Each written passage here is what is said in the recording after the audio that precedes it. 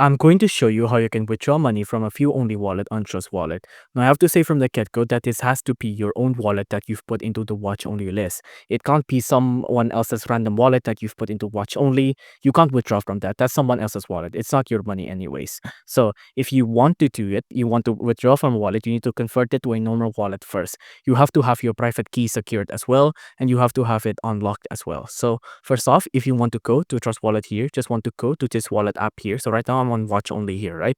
You just want to tap on add new wallet. Now on add new wallet, you want to tap on recover with private key. So you will have to have your private key available. So just tap on this. After that, you will have to enter in your password. Let me just enter in mine here real quick. Now, again, prepare your private key and then you have to tap on this. Only you know just private key. This private key was not given to you by anyone. And if someone else has seen it, they can and will steal your funds. So you can remember, this is very important that you keep this a secret. Tap on next and then enter in all of your private key here and then tap on next. And then your watch only wallet will be transformed to a normal wallet and then you can withdraw normally from there.